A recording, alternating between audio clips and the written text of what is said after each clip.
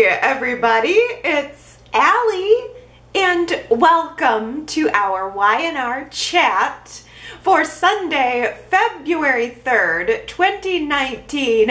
I am more convinced than ever that JT Hellstrom is still alive. What evidence do I have? Absolutely none. But what evidence is there against anyone? The easiest way to wrap this whole thing up is to make JT alive, make him the one who's haunting Nikki, taunting Victor, have him be arrested, send him off screen, and voila, the whole thing is wrapped up and done. Y&R did make sure to show us a whole lot of scenes with JT's face in them this week, in those flashbacks, maybe as a reminder, maybe almost as if a shocking reveal were coming for February. Nick, early in the week, calls together a meeting of the Royal Margarita crew and inducts himself as an honorary member when the ladies give him a complete picture, a complete explanation of everything that happened that night with JT. I, for one, really appreciated seeing those flashbacks. This night has haunted and taunted us as viewers for so long, and it was nice to actually go back and see the scenes. I had listened to the Y&R chats from that night, or from that week's shows, when I was putting together the 2018 Y&R Chat year-end affair. So I felt a little more fresh on it, but actually visually seeing what happened with Victoria and JT and Nikki helped to put into perspective and jog my memory back to what actually happened that night.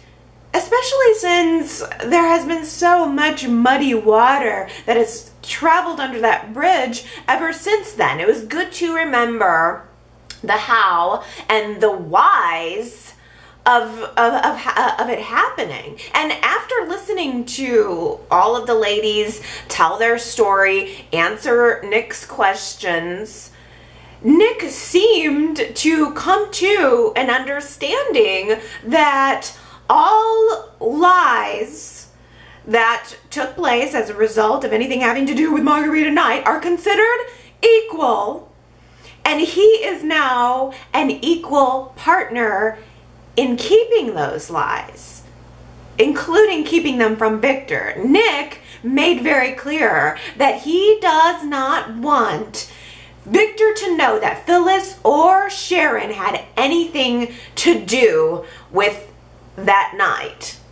Although Victor knew somehow instinctively that Nikki killed JT. I am surprised that Victor doesn't know that that Sharon and Phyllis were involved. But it looks to me like Sharon is about to get even more involved, because we saw a brief preview at the end of Friday's show where Sharon is at the police station. She is looking at an email that is from some anonymous address. The subject line says, "Proof that Victor Newman is a murderer." The body of the email says, "The police need to see this." And there is a wave attachment, a .wave attachment to the email, which is an audio file. So I'm assuming, I suppose this is a big leap, but I'm imagining that this is an email that is coming into the police from whoever is monitoring things at the ranch, and Sharon was there intercepting it. I could be completely wrong, but that was just my first blush reaction to that preview scene. I mean, the person's monitoring the ranch, they would have possibly an audio file of all of these confessions that have been taking place, every conversation at the ranch has been about JT's murder and how Nikki killed him and why. I could be completely wrong that it's JT. Didn't Nick send an audio file to Victoria when he was pretending to be JT, when he was going through the whole Newman hacker ordeal? I mean, I don't know why on earth Nick would ever do that unless he still has some vendetta against Victor. It could certainly also still be Tessa. Tessa dropped off the map as she was able to show that she has some technical skills when she was blackmailing the ladies. So she would, I imagine, be capable of doing something like this. Or, I don't know, could it still be Ray? I keep thinking about how Ray was completely onto Sharon and all of these women when he first came into town, when he was writing down his notes about them in his little notebook, and then he just dropped that part of the investigation and pointed all of his attention solely on Victor. Is Victor actually going to go to trial next week? We also saw a preview of Nikki looking like she was about ready to confess everything to Christine and telling Christine that there would be no trial. I don't think Nikki is going to confess. It's been the better part of a year of everyone wanting to confess and no one has. But at the same time, they didn't bring Christine back for nothing, so I'm imagining there might be a trial. I was prepared to watch Victor kicking around the ranch on house arrest for a few more weeks, watching the kids, reading King Arthur to Johnny, and musing about Katie playing with her imaginary friend. Yes, all week. In fact, I think it was Monday through Thursday's shows. Each episode ended with Katie slipping away from Victor or Nikki, only to be found upstairs talking to her imaginary friend that grown-ups can't see, but that we as the audience can see is someone lurking in the shadows, looking at those hidden cameras that have been planted all over the ranch. The main reason that I think it's JT, other than plot convenience, wrapping this whole thing up with a bow, is that JT was a security expert. He would have the skills to plant those cameras, and more importantly, JT is someone who Katie would recognize and not be afraid of. Katie could see JT and not immediately run and tell the adults, because she would have seen him as a parental figure. This man was living with Victoria and all of them for at least a significant amount of time. Katie would be inclined to believe anything that JT was telling her. JT could convince her to tell everyone that he's an imaginary friend and no one can see him but her, and he could convince her to keep this secret. To what end, I don't know. Seriously, Katie should never have been at the ranch in the first place. Victor, Nikki, Nick, Victoria, they all knew that there was a security breach there weeks ago. They all knew that someone had broken in already, that someone was targeting them.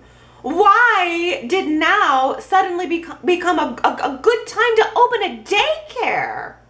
Eventually, as all good soap children do, Katie slips away and she gets lost. Victor and Nikki cannot find her. Victoria cannot find her. Victoria calls Billy, and everyone fears that Katie has been kidnapped. Ah, the missing kid routine. The missing kid routine in soap operas serves only one real purpose. And it's to reunite the worried parents. I laughed a little bit when Nick commented that Faith had done this before too. Oh, Faith has slipped away a few times. Yeah, she has. And you want to know why? To reunite Nick and Sharon for a minute. And now here we have Billy and Victoria in need of a push. I'm not gonna lie, Amelia Heinley was not giving me terrified mother who was afraid that her child had been kidnapped. I am sorry. This is the first time I've ever said this or thought this about her, but the actress was phoning it in big time. She just stood there stiffly with her arms by her side saying, Katie, Katie, where are you, honey? And there was one moment where she actually moved her arms and ran them through her hair, trying to look concerned. But for the most part, Victoria was lifeless and stiff.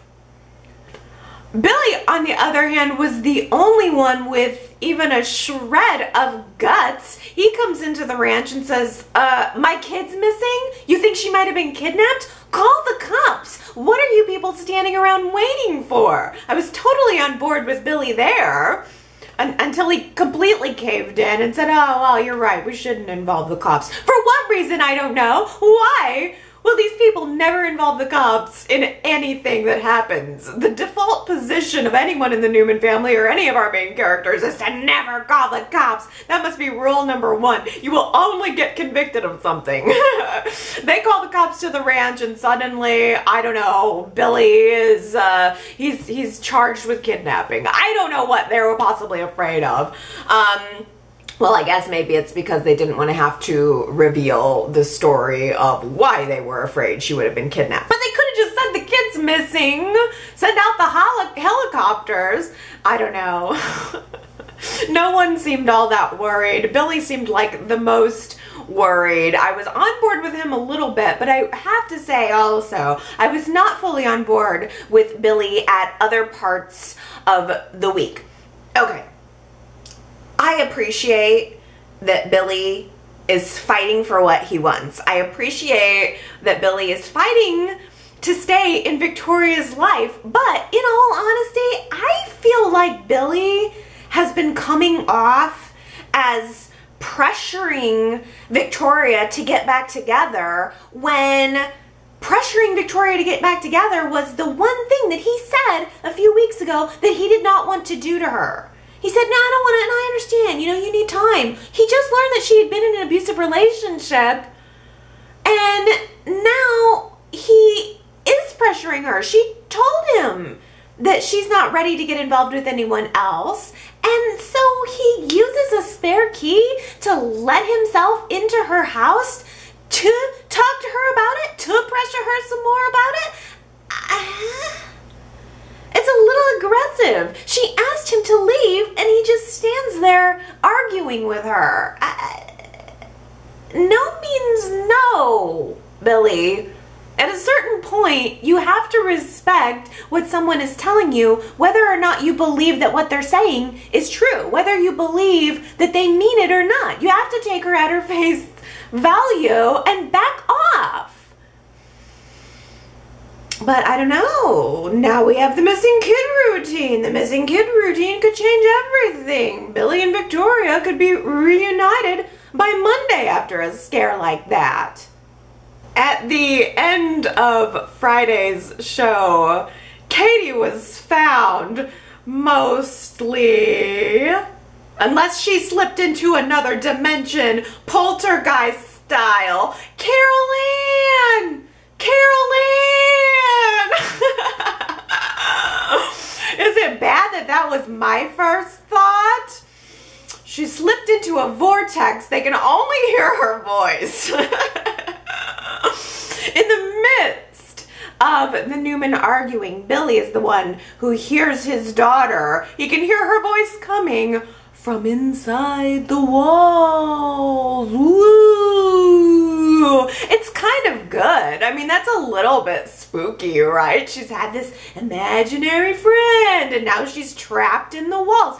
It also adds a little bit of dimension to that new ranch set, because in my mind, if Katie is in the walls, then that's probably how the mystery person, imaginary friend, has been passing through the ranch undetected. That's probably where those security cameras are set up.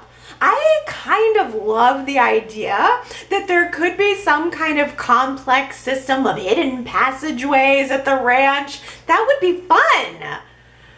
It's probably not going to happen, but I'm just going to entertain the idea right now that on Monday we are going to peel back one of those ranch walls to reveal a whole new world behind it. Speaking of the ranch, I just bought one. Oh yes, I just bought my very first house. And it is indeed a ranch-style home, which was built in, are you ready for this? 1993, the year that I first started watching Y&R. I can't tell you that that did not influence my decision, because let me tell you it did. I felt as though that was some sort of sign. Of all of the homes in Genoa City, the ranch has just always been my favorite. I have been so influenced, I think, by the homes and the sets of Y&R, and my entire life I have dreamed of what my home would be like and what it would look like, and I've always kind of secretly wanted the ranch, and I'm now getting it. It's amazing. I'm so absolutely thrilled. I will tell you, the home buying process has not been as dreamy and idyllic as I was hoping for. I also was hoping that the place would come with a cook and a housekeeper and some wait staff and a gardener. It did not, but I will learn to deal. Well, I am mentioning this to you right up top because I know, just in case anybody doesn't make it all the way to the end. What this means is that I am going to be spending the next 2 to 3 weeks of my life packing and schlepping everything that I own into this new place. The closing date is scheduled for the end of this week. I am going to be so busy. My home will be absolutely torn apart. My life is going to be disassembled and reassembled into something that's not going to look anything like it looks now, but will eventually become so amazing and homey. I am so excited, but I gotta tell you guys, I don't know what the next 2 to 3 weeks of Y&R Chat are gonna look like. This is a pretty big undertaking. My plan is to try to do an audio podcast chat for the next 3 weeks if I can. I am almost certain that there will be no video. February 10th, 17th, possibly the 24th. So for the next 3 weeks, you may or may not get an audio podcast from me. There's a possibility that I just won't be able to watch the episodes and pull it together in time, although I will. But if you do not hear from me, please, please, please don't be worried. Everything's going to be fine, and trust me, I am going to be trying to get back to normal or creating a new normal as soon as possible.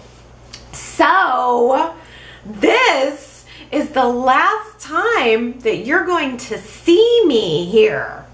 Take in all of the tan. The next time you see me, there will be a whole new place of tan. Say goodbye to the old tan and hello to the new tan in a few weeks. I love tan, what can I say? It's almost a little bit sad because I think I've been doing Y&R Chat here in this space, in this space overall for 7 years, but I've had it in my living room for at least probably the last 5 years. So Y&R Chat is going to be looking a little different, but I think it's still going to look good. I really don't even know exactly where I'm going to do it or how I'm going to set it up, but I'm sure that I will make it good, and I'm sure that you will enjoy it. So take in all of the visuals, because the next time you see me, I won't be here anymore. I will be at the ranch. I thought about buying one of those lakeside mansions like Nick has, but you know, I wanted to go more traditional. Oh, Nick.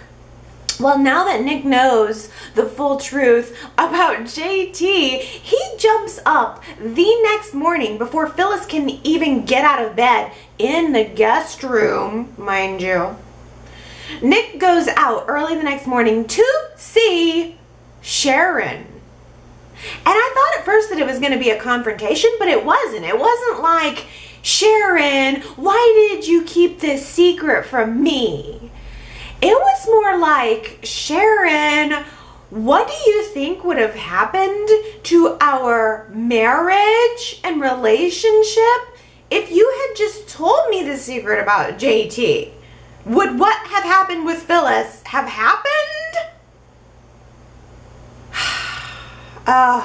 Nick and Sharon hashed it out. They sat on those steps in her cottage and they just talked it out about the fact that they both wanted to tell each other at that combo bachelorette party. They were both longing to tell each other the secret that they were keeping. And I don't know, I thought it was really good to hear them talking it out. I was kind of hoping that it might lead to more, that it might lead to a reunion. I guess I can't possibly expect them to just leap back into each other's arms after that. It probably wouldn't have been realistic, but I feel like it was a good first step. I don't know though. I felt good about Nick and Sharon, and then I felt not good about the fact that Nick immediately went home to Phyllis, forgave her, thanked her for helping his mother keep that secret, and then he committed himself to Phyllis and started making out with Phyllis right after Sharon kind of shut down his what-if scenarios. It was almost like he wanted to hop up early the next morning, skirt around Phyllis, find out what Sharon was going to say, and since Sharon said no, he just went right back to Phyllis. And that makes me think, well, what if Sharon had said to Nick, all right, let's get back together now? Would he have gone home to recommit himself to Phyllis? I think we all know the answer to that, don't we?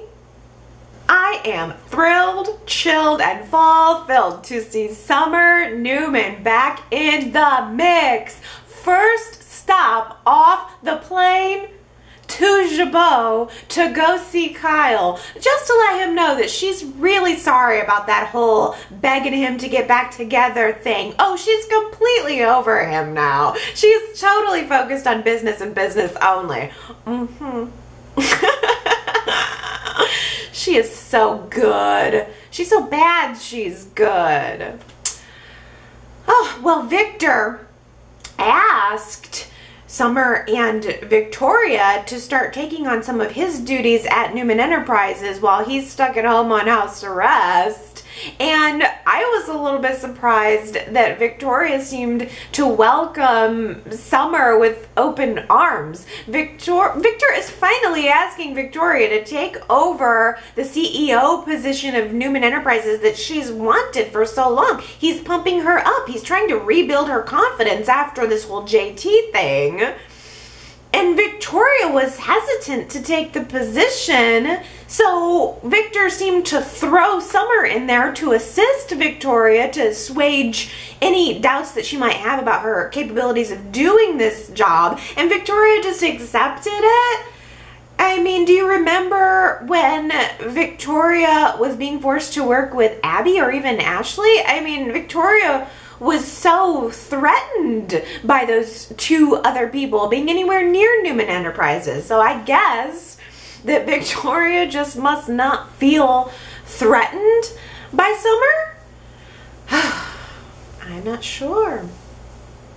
I'm a little surprised that Phyllis didn't offer Summer a job at Jabot, because I would imagine that Phyllis would want Summer near her, and also that would give Summer and Kyle some more reasons to bump into each other. But Phyllis didn't even know that Summer was back in town permanently with this job at Newman Enterprises until Summer walked in on Phyllis and Nick making out the same way that Summer walked in on Phyllis and Billy making out all those months ago over the summer.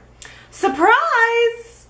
Summer's back! And she has announced that she's going to be moving in with Phyllis and Nick. Well, that didn't work out so well last time. Mom and daughter being roommates. That didn't go over real well. I guess at least we know that Summer's not going to try to seduce Nick the way she tried to seduce Billy, right? Right? I loved it on Friday when Phyllis told Billy that Summer is back in town and he had better not cause any trouble for her or Phyllis will burn him to the ground. Phyllis was great on Friday because she also put Billy right into his place when it comes to Jabot. She tells him, look, you need a reality check. I am not your ex. I am not your friend when we are inside of these four walls of my office. I am your boss. And you better start acting like it. It was great. And he took it too. They seem to come to a very mature understanding to stay in their own lanes. We're going to know our place and we're going to play by the rules. I hope that Billy has a similar conversation with Summer. Now that she appears to be back full time, I would like to see them talk out what happened between them, because Billy sleeping with Summer just to get back at Phyllis was icky, and it deserves some kind of a resolution. I'm not expecting them to be best friends. I'm hoping that she doesn't try to seduce him further or anything. I just want an apology and a heart-to-heart and a coming to an understanding. I think at this rate, all of Summer's focus is going to be on Kyle and possibly seducing Kyle. And I am ashamed to say that I'm kind of for it. It's just that Kyle and Summer have mad chemistry, in my opinion anyway. They just feel like an equal match. Summer and Kyle feel like two people who can actually handle each other. And I know that Summer is high maintenance, but Lola is as high maintenance as Summer, but just in different ways. Summer can be self-centered and impulsive, but Lola can be really demanding and insecure. I do like Kyle and Lola, and I can't blame Lola or anyone else for feeling their feelings, but Y&R keeps showing us the same cycle with Kyle and Lola's relationship over and over, and this week they had their sushi and sake lunch date, and it was the same thing. The cycle is this: Lola makes all the rules, and only she knows what the rules are.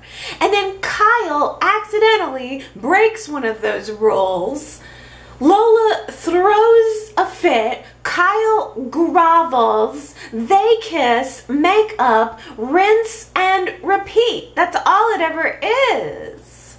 I mean, I like these two. There are very cute moments between them. The chastity doesn't bother me at all. I don't know, I can respect that. As a viewer, we don't see the sex anyway, so it's fine with me. And I don't want to see Kyle cheat on Lola with Summer. Although if we did, wouldn't it be kind of amazing to see Mia jump into Lola's defense? Like, Kyle cheats on Lola with Summer. Lola confides in Mia about it, and then Mia gets up in Summer's face. I mean, Mia versus Summer going head to head would be epic. Summer seems like too much for any guy other than Kyle to handle. Fenn just does not feel like a match for me. It's too imbalanced, the dynamics of their relationship. He wants her way too much more than she wants him. She would chew him up and spit him out even if he did get a backbone. She almost did chew him up and spit him out. She went out on a date with Fenn, which just so happened to be at the same place where Kyle and Lola were on their date. At first, Fenn was cringily oblivious to the fact that Summer was using him to make Kyle jealous. Fenn was just thrilled to actually have Summer's attention for a minute, and he was ready to trade up his music career for a few measly, salty, tequila shot kisses with Summer. I mean, Fenn and Anna are sitting in the coffee house doing a songwriting session. She's trying to help him further her career. And Fenn says, yeah, we can do this later, because Summer shows up. He just trades his career for the privilege of taking Summer out for shots. It's imbalanced. As the evening went on, he realized that, her hanging on him, kissing on him was really just a show. It was all a performance for Kyle, so that Kyle could see what was going on. And Fenn did take back some of his pride, but I think he's still totally oblivious. I really do, because here's what I think is going on between the lines. Can Fenn not see that Anna is falling for him? Because that's what I am seeing. Anna was not happy with how quickly Fenn's attention could be captured by Summer. And I don't think it's just because of the songwriting project. She was complaining to Devon about how Fenn was wandering off with his attention, and Devon even gave her an opportunity to just fire him, to just get rid of him if he's not right and if he's not going to be serious about his career. But Anna saved him. Anna talked to Devon and said, well, no, I don't think he's a lost cause. She was praising Fenn for the things that he actually is good at, too. And I think it's because Anna is seeing more in Fenn than just him as a performer. She's falling in love with him.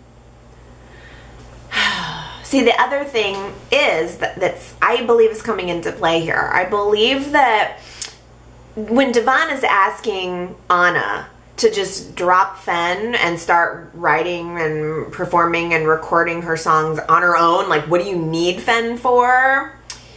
Anna completely rejects the idea. She says, no, these are my songs. I'm not gonna share them in that way.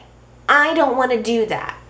And what it's saying to me is that what Anna is really hiding here is pain from her own past. I think that someone broke Anna's heart, and it has made her afraid to love again, and that has made her afraid to sing and perform publicly again. It's the day of the big Fenn Moore's Jabot Synergy photo shoot, spring photo shoot. And Kyle cannot find 2 male models.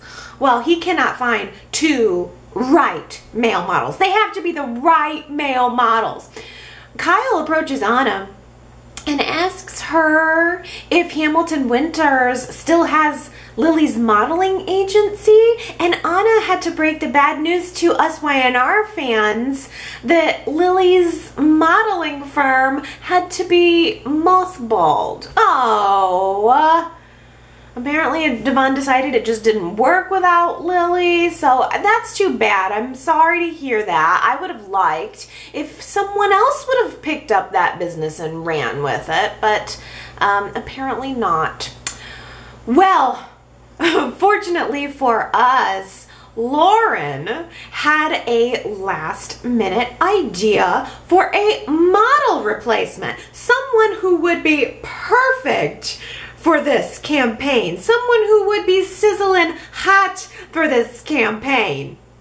Her son, Fenn. So Fenn comes walking into the photo shoot in this beachy button-up and dorky fedora hat, looking like an old man standing around at someone's kid's birthday party. I mean, his abs, after he took the shirt off, did not look old, but that look looked old. And isn't it weird, maybe it's just me, but isn't it weird that Fenn's abs were out and on display in the same room as his mom? It just seemed awkward to me that Lauren was there while her son was trying to be all sexy. She's like sitting in the chair cheering him on. Go, son, work that bod. It was weird to me. Well, they'd still need another male model, so Kyle is not about to let his chief rival upstage him at his own family company. So Kyle whips off his shirt and gives his abs the chance to share the spotlight. I'm fine with that. I mean, if it's Kyle versus Fenn, I'm taking Kyle. I just want to let that be known on the record. If I had to pick, I'm picking Kyle. You tell me who you're gonna pick when it comes to these 2 beefy men's. It was the shortest, weirdest photo shoot in history. The whole thing was bicker, pose, and then the photographer goes, okay, we got it. Chabot's big spring photo shoot, 5 photos, we're done. Last week, I asked you in a poll question, will Abby and Arturo make it down the aisle? 92% of you said no. A measly little 8%. 3 people believe in Abby and Arturo, that they will actually get married. I think I gotta go with the majority on this. I think the writing is on the wall. I think the trust between them is going to be broken sooner or later by whatever's gone on with Mia. I loved the early part of this week. Surely y'all can understand why Victor doesn't trust Arturo. Arturo slept with Victor's wife. Victor does not want Arturo sleeping with or marrying now his daughter too. So I giggled with absolute delight when Victor busted out that prenup. His idea of congratulating the happy couple on their engagement was to bust out the prenup, and Abby looked at him and said, "What? You just have a briefcase full of these?" He just keeps them on file in case any of his daughters tries to get married, and boom, boom. I loved it. I missed Victor. I need Victor on Y&R, doing his Victor thing, doing his controlling thing. It's right for me. And when Arturo signed it, he said, "I don't want Abby's money. I'll sign your prenup." And Victor goes, "Great. I wish you the best of luck and a long engagement." There's just no one else like that man. No one else. Oh, Jack, on the other hand, was a perfect gentleman to the happy couple. He even throws them an engagement party, mentions that this is something Ashley would have done. Yes, we have to compensate for the fact that Ashley's gone and will probably have no role in her daughter's wedding. That's a little weird. But Jack is stepping in and taking that role. He even invited Arturo's brother and wife over to the Abbott mansion to make Arturo feel welcome and to blend the families. And it was such a lovely gesture. It would have been wonderful if Mia hadn't gotten sloshed and made a scene. The entire dinner, Mia was tossing back glasses of red wine like it was water. She made this hideously funny toast, slurring her lines and shading Abby about her money and her makeup on what was supposed to be Abby and Arturo's happy night. Ooh. Ray whisked her out of there and back home, and he was very patient with his wife. Ray acknowledged that this family is complicated and that Mia's feelings are complicated. I'll say Mia's feelings are complicated and borderline schizo.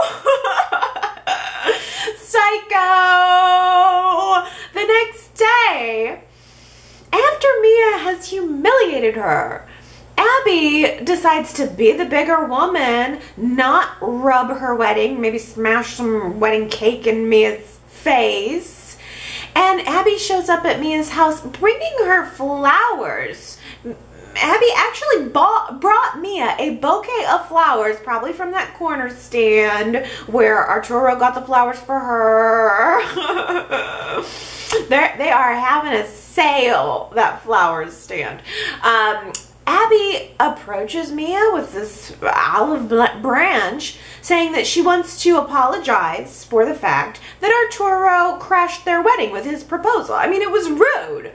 And Abby tried to understand where Mia was coming from, say to her, I want our family to start out on a better foot. I am from a family who is always worrying. I don't want to do that this time.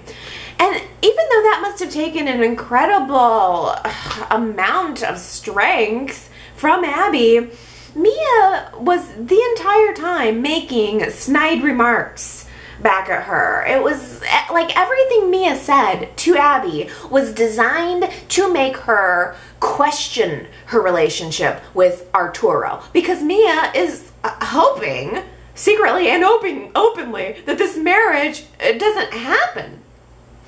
Mia is snidely offering to help Abby with the wedding. Oh yeah, let's be friends. Let me give you a beauty consultation. Sit here in my makeup chair. I'm gonna give you a little zhuzh. Mia fluffs up Abby's hair and makeup just a little bit and then says, you know what, girl, you need a trim. Hang on just a minute. Mia grabs her scissors and then flashes into this fantasy of snipping off a really big chunk of Abby's hair. It looked to me like Mia wanted to lop off more than just a few precious locks from Abby's blonde head.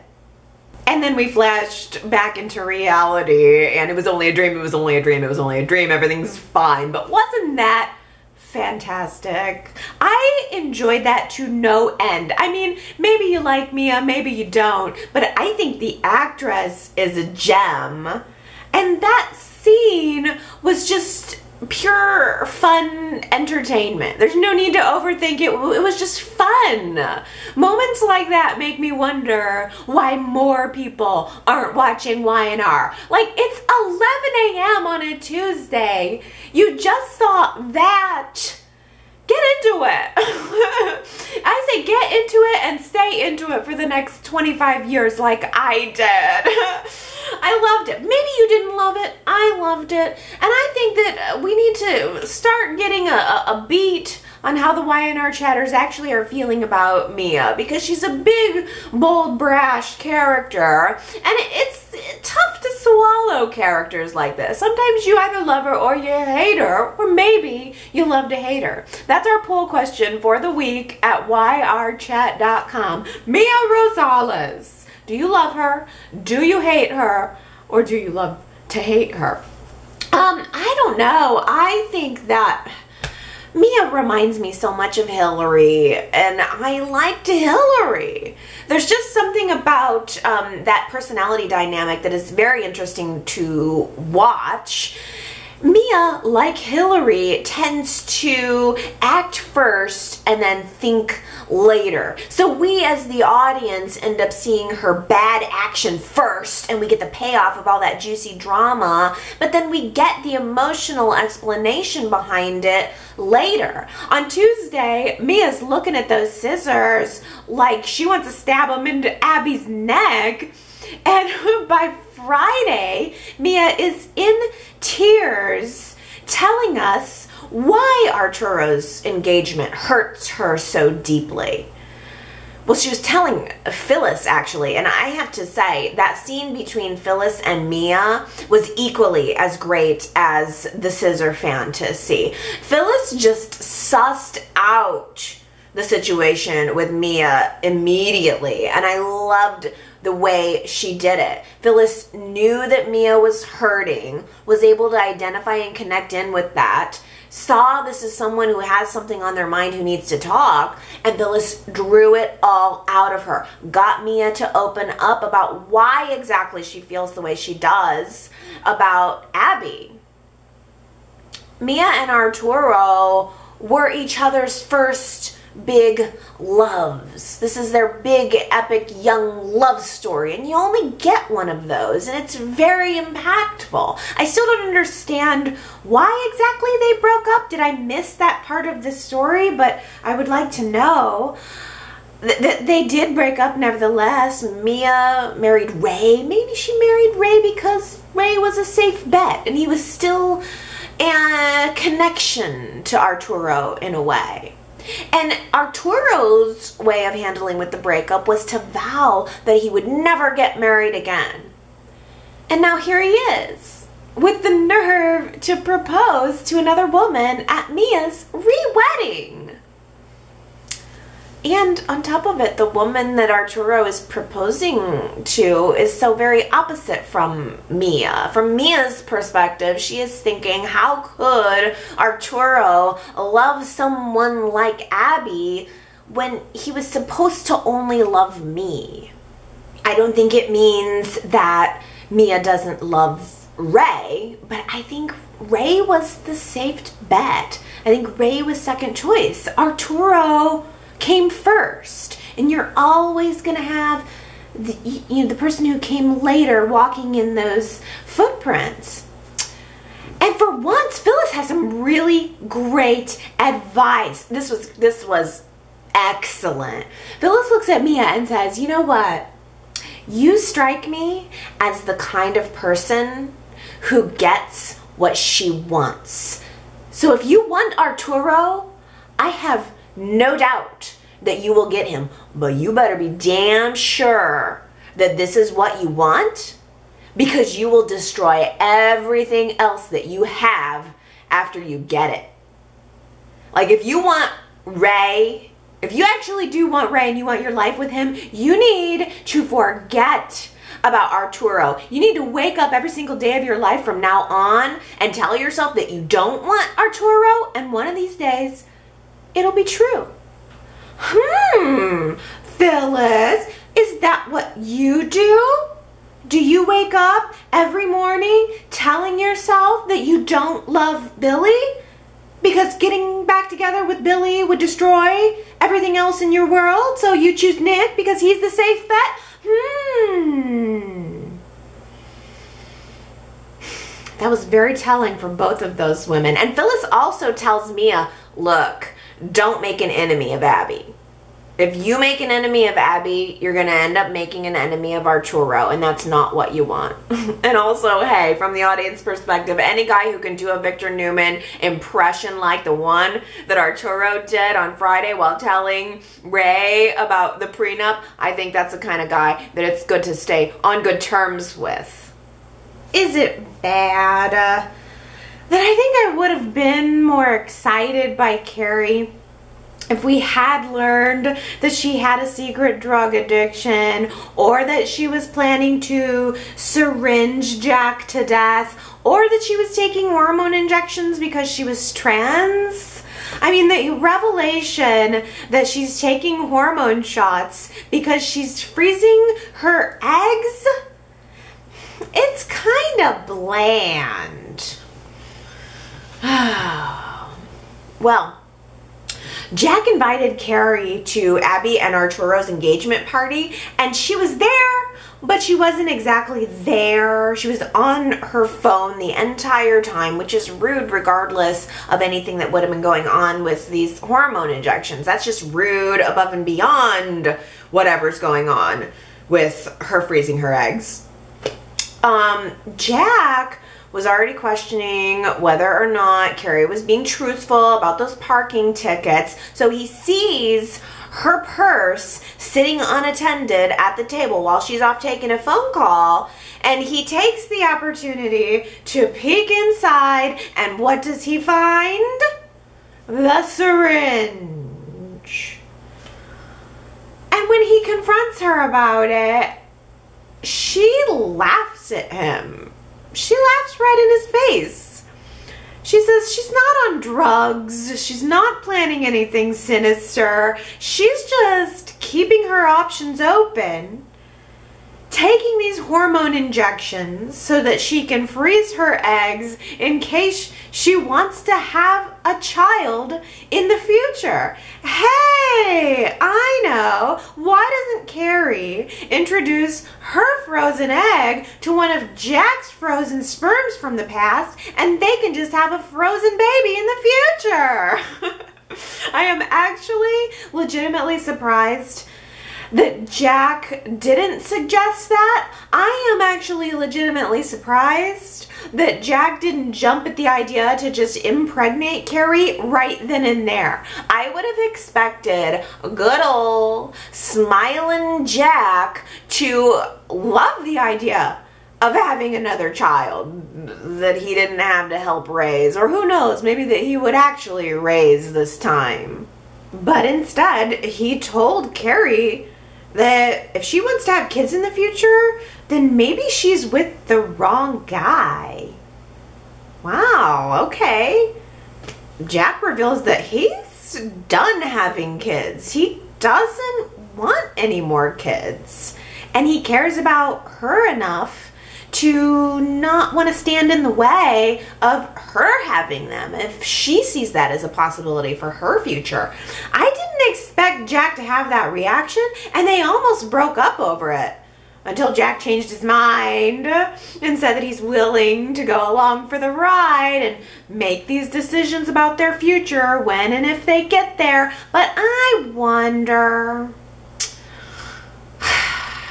if this is the first sign of Y&R setting up the Jack and Kerry breakup soon. I don't know why they got them together just to break them up fairly quickly, but I just think this is not a good sign for the future of their relationship. And with the younger woman, older man dynamic, I almost think that they have to let Jack be the one doing the heartbreaking this time. I am not your pet poodle. That was our Who Said It quote from last week. The answer is Phyllis. Phyllis said this to Nikki when Nikki demanded to see her to talk about that fireplace poker. I am not your pet poodle. I wish I had occasion to say that to someone, but no one even tries to treat me like a poodle. Congratulations, Cece, Anna, Keisha, Henry, Jamie, Susan, T. Nicole, Ambreen, and TB84. You guys all got it right. let me give you the quote for next week. I dropped it. The quote from this past week's show is, slapstick is underrated. Slapstick is underrated. Who said it? If you think you know, you can go to yrchat.com to leave your guess, and if you get it right, I will give you your shout out sometime on the next Y&R Chat, whenever it may be. Okay, this is probably going to be the last set of comments that I'm going to read on a Y&R Chat for a little bit. I doubt I'll have time to pull those together, but I certainly will be reading them. And as I'm watching the show in the midst of boxes and my shambled life. But it's good. It's going to a good place. So let's jump off here talking about Nick and Sharon. Donna says, I was hoping so bad that Nick and Sharon were hashing out their past lies so that they could come to an understanding and get back together. They need to have a working family for a while. They're never given a chance for a happy life as soap lives go. And instead, Nick goes home, says he loves Phyllis. I am not giving up hope yet, Donna. I think that was just a first step. I think it probably, we would have been saying, this isn't realistic, if Sharon would have just jumped right back into Nick's arms, they got back together, and Nick booted Phyllis out of the mansion and moved Sharon on in. I think this was a first step to healing that relationship of Nick and Sharon, and that conversation that Phyllis was having with Mia, where she's talking about how to forget the man that you really love. I think that is a signal that Phyllis and Billy, there's at least a little something still there that, I mean, may or may not interrupt her relationship with Nick. We also had Summer questioning Nick and Phyllis's relationship, saying, what's up with you guys? And they agreed they're just kind of keeping it casual. They're not really naming it, but they're enjoying each other's company. Those to me are all signals of doom. I think we should not give up hope of a Nick and Sharon reunion that we were robbed of. Shifting over into Jack and Kerry, T. Nicole says, I wonder how the story about Kerry freezing her eggs will progress with Jack. Will we reach the point where she really wants children and Jack doesn't, and she tries to get pregnant anyway? They have to be telling this for a reason, right? I just don't see how this doesn't end with a Kerry and Jack breakup. It just seems like yet another signal that maybe these two people aren't on the same page. Gary says, when the truth came out that it was actually Kerry harvesting her eggs at the doctor, what a snooze that was. I find the DMV story far more compelling. But I want you to think about that story she told, Gary says.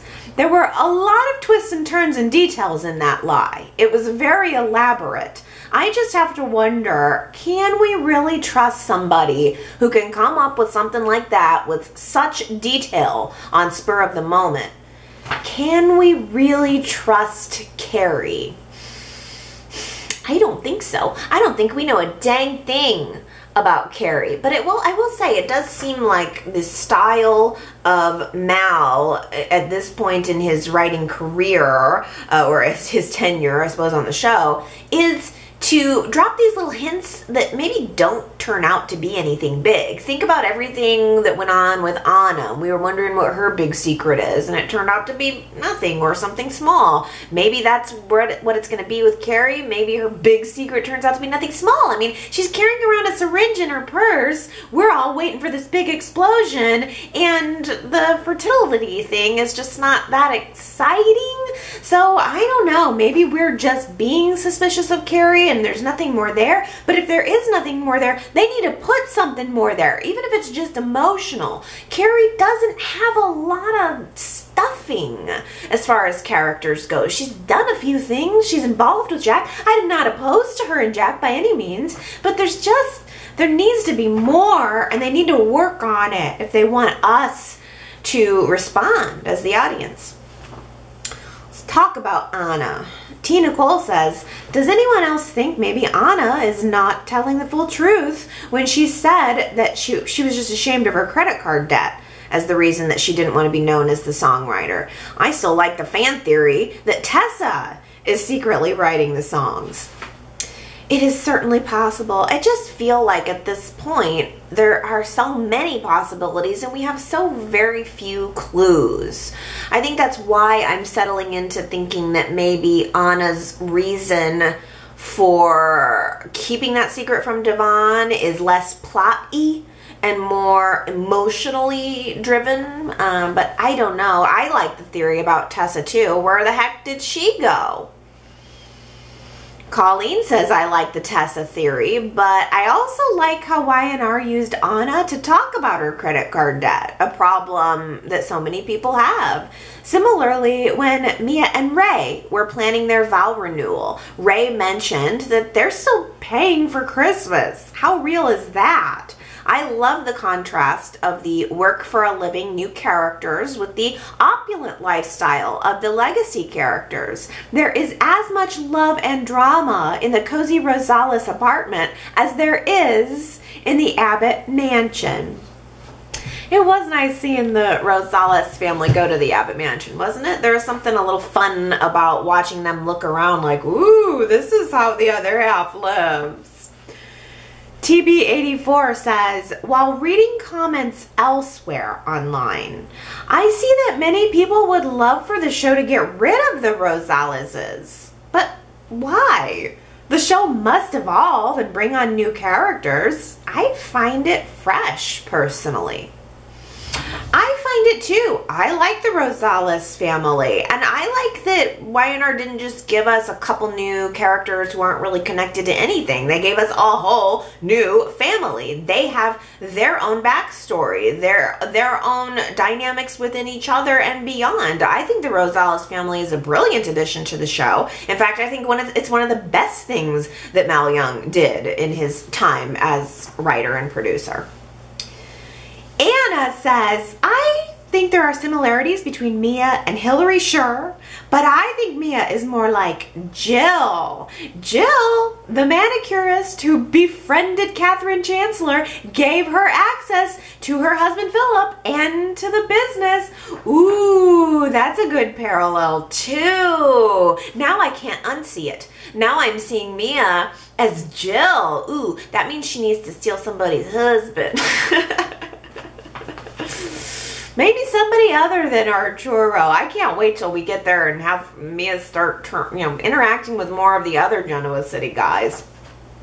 Well, Ellen says, I am very confused by all of the love for Mia, or even the love to hate for Mia. She is so insincere and immature. For me, that does not make for a good soap opera character, and certainly not a good villain. Maybe there is more coming, but so far she's just a shallow attention grabber. When Phyllis and Hillary were introduced, they had complexity and smarts and were fully mature but manipulative women. Mia is like a middle schooler. I guess it's just me, but she's a huge turnoff. Well, no, I don't think it's just you. I think a lot of people have very strong reactions to Mia, and you make a fair point. I guess I don't think of Mia very much as a villain. I guess I accept her a little bit more at face value. Did the conversation with Phyllis in Phyllis's office add any kind of extra dimension to her?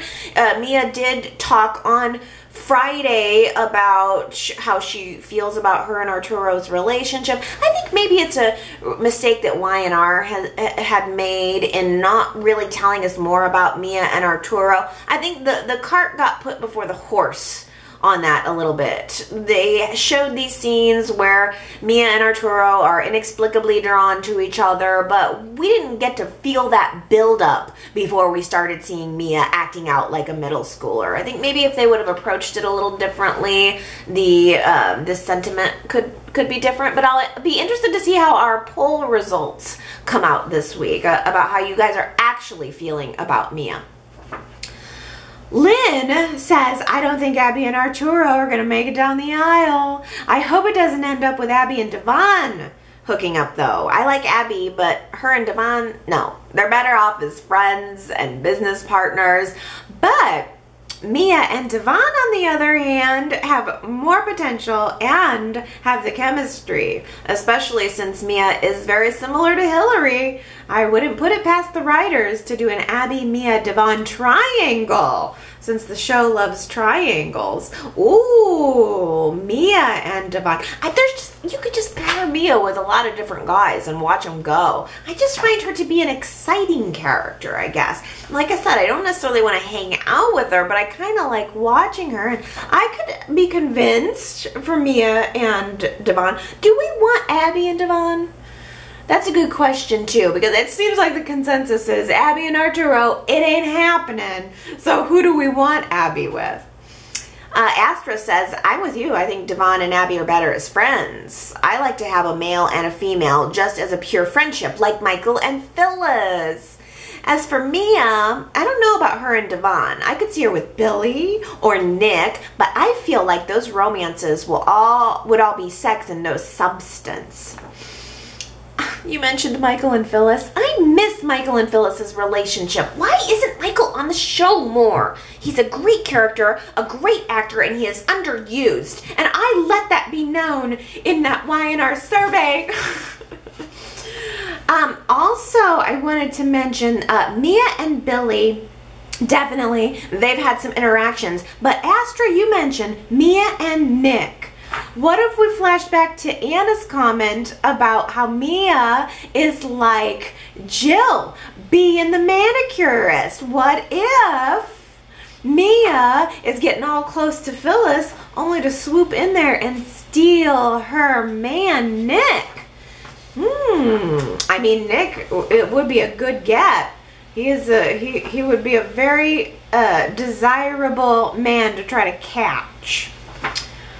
Ellen says, come on, when does Abby get to be happy? This is getting ridiculous. It's way past time for her to have a stable, happy, healthy relationship for a bit. Maybe a kid or two.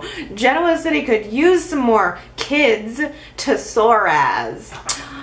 Well, you know, it's funny because I thought about Abby. I can't remember where she was talking about it this week, but she did mention that she and Arturo had been together for about a year. I think it was when she was talking to Victor. And I thought, wow, has it been that long already? In the scope of things, a year is kind of a long time to have a healthy relationship. But I am totally with you on getting some new babies on this show. Our characters need to seed the next generation. It's been a while since we've had a baby. The last baby would have been Sam.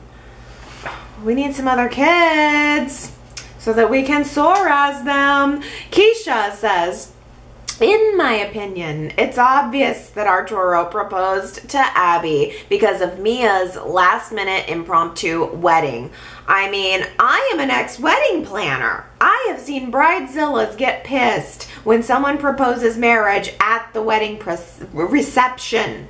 So Arturo planning to drop to his knee after Mia and Ray kiss at the altar was such a huge slap in Mia's face. Abby should run fast and run far. But I'm Team Sharon. I love the fact that Abby is getting this karma now. It wasn't that long ago when Abby was cheating with Sharon's fiance, Scott.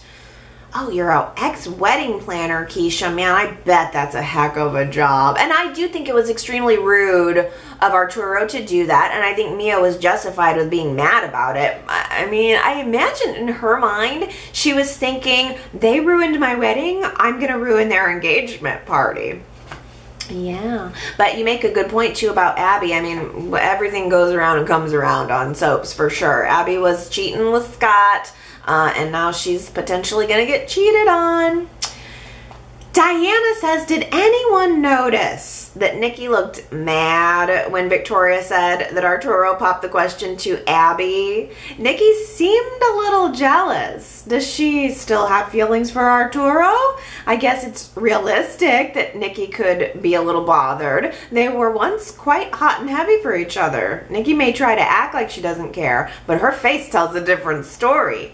I didn't even think to look at Nikki's face, to be honest with you. I was not tuned into that whatsoever, and I wish I would have been. Y&R kind of dropped that off. I mean, I don't think it was ever said out loud. Nikki has got so much going on right now with the JT stuff. I can't imagine she's got too much extra energy to give to Arturo's hotness, but I kind of wish that Y&R would bring that back up. Yeah.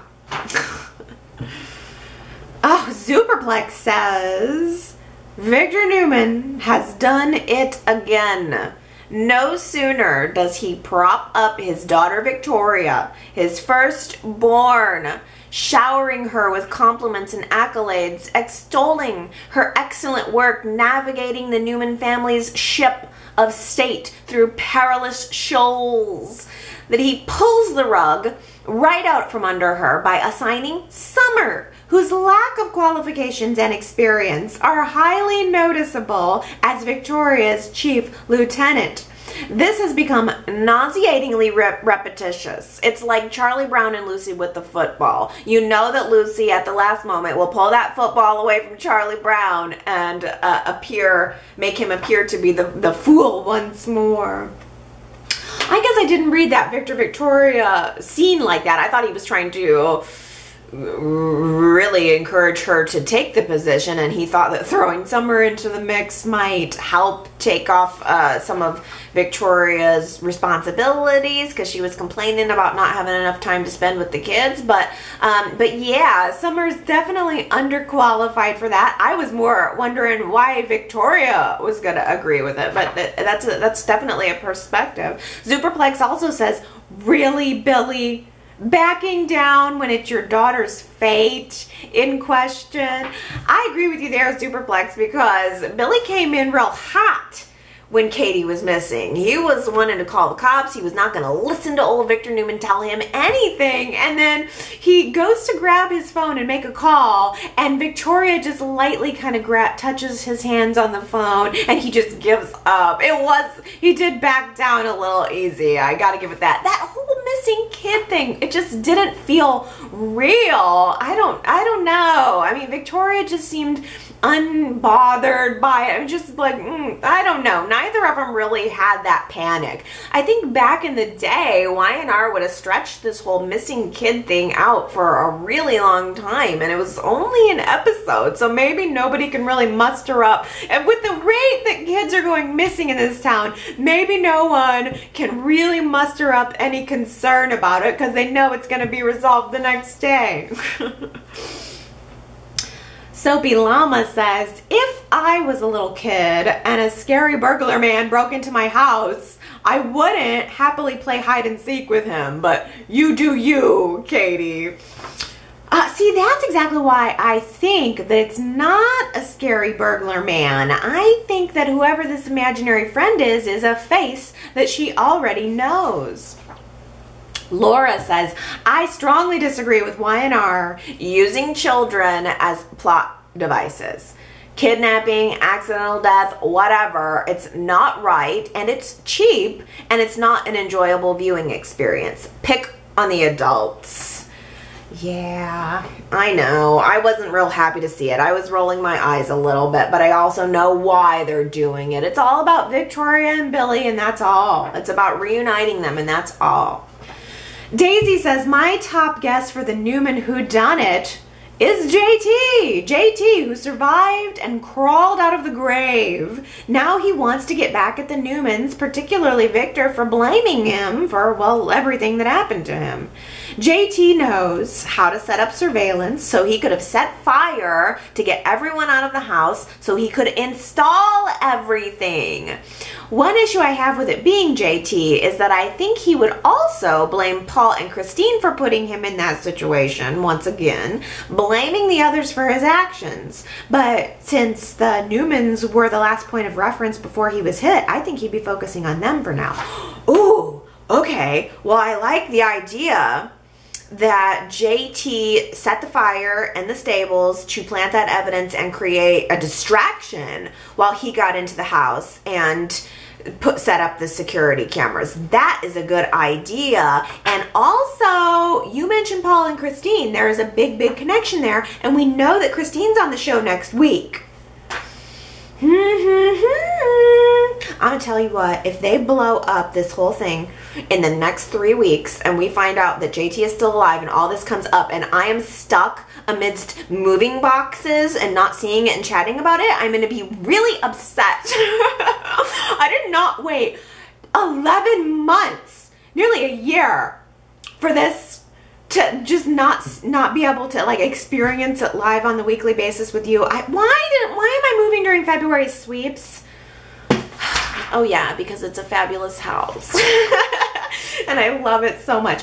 There's a possibility that I might just do like a 2, maybe I'll, if I don't get to do 1 week, maybe I will just do a double and cram 2 weeks worth of shows in. I mean, I'm going to be watching anyway you slice it, and I'm going to try to check into the website and weigh in there, and I'm going to do what I can. Don't question my commitment to Y&R Chat. Oh, let's switch gears out to summer here. Laura says, hold up. Hunter King looks pregnant. Here we go, everyone. Victoria and Billy get back together at their wedding. In the middle of the wedding, in the middle of saying the vows, Victoria will drop the line, "But you had an affair with my niece, Summer, and she's carrying your child who is also my grandniece or grandnephew and your ex-girlfriend's grandchild."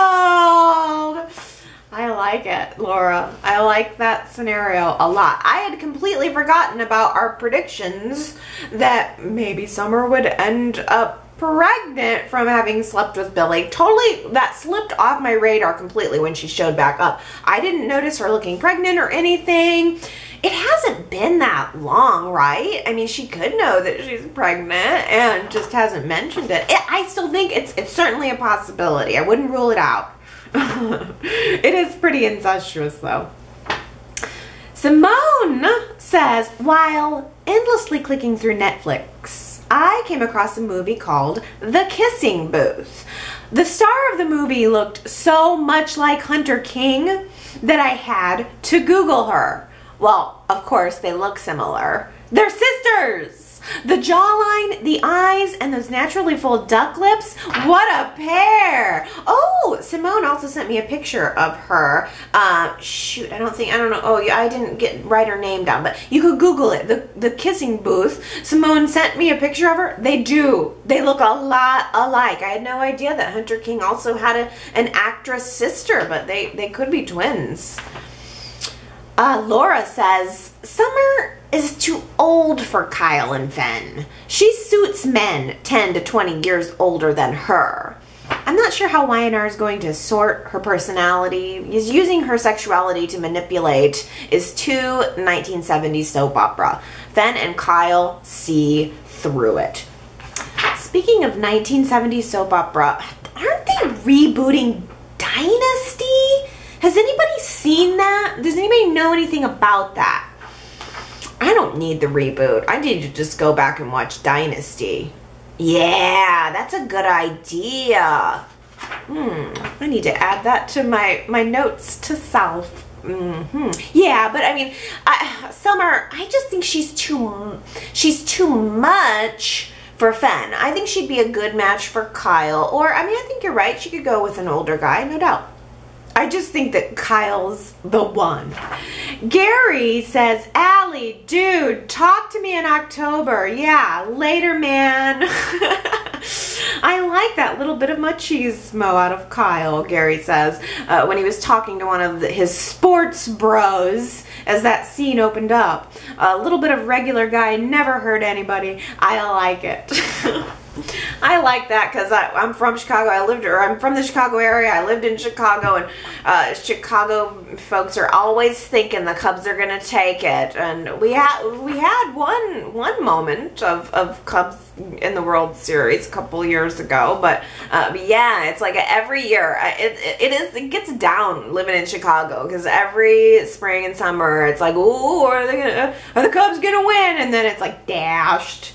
by the end of the year. But yeah, that was a funny little scene. I did like that. It was fun the way Lauren was tapping her toe in the background, like, ahem, what are you doing? And Kyle says, I'm working like I am every day. I come in here at 8 a.m. every day. Do you really need to hound me for a call? Which, by the way, was not even personal. I was just schmoozing someone who could be a buyer for your products and your company. I like Kyle. Soapy Llama says, the modeling was hilarious. They grabbed some cheap Hawaiian shorts and gave Fen a straw fedora so that they could prance around making duck faces and trash talking each other for 30 seconds. What zillion-dollar photo shoot material. Bravo. It was lame. They spent the whole episode building up the photo shoot, and then the actual photo shoot was short and lame. And yeah, two references to duck faces this week. How weird. Also, now Laura had mentioned, I'll end on this, that she thought that during the opening credits there wasn't a written by Mal Young on the episodes, and there was no previously on Y&R. I went back and looked, and I saw Mal Young's name. Now, I don't know if it said written by Mal Young, but he was definitely still listed as at least a producer. So I don't know. I think at this point in the story he is still, because I even went back to Friday's episode and his name was still on the episode. But I imagine that switch over, I mean, maybe it happened in transition. I don't know. You could be completely right. Maybe he left the writing and still had producing credit for a while. I'm not sure. But I imagine that the switchover for the new writers has got to come soon. I mean, I imagine within the next couple of weeks, and it will see, there's two ways they can go.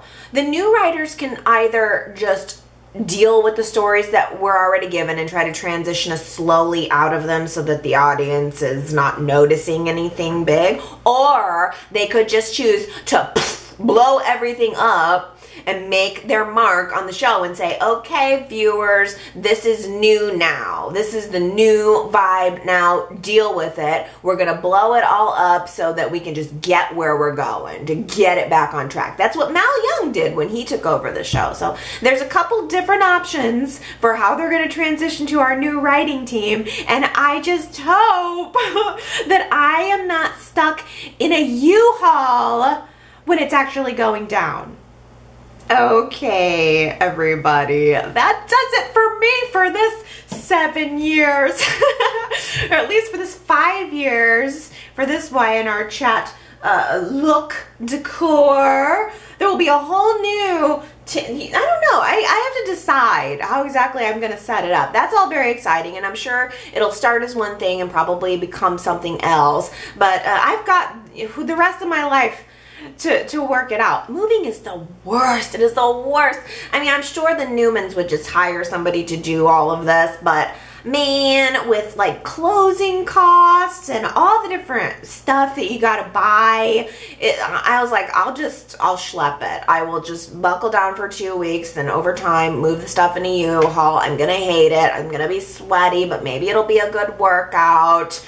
Ugh, it is not gonna be fun, but I am going to watch every single episode of Y&R. You can bet on it. I am going to check in at the website for your comments. You can bet on it. You can go to yrchat.com if you want to just chat about the show. I'm still going to make sure that the watch and chat threads are up there. There's a good possibility there won't be as many screen caps and all that stuff, but I am going to do the very best that I can do.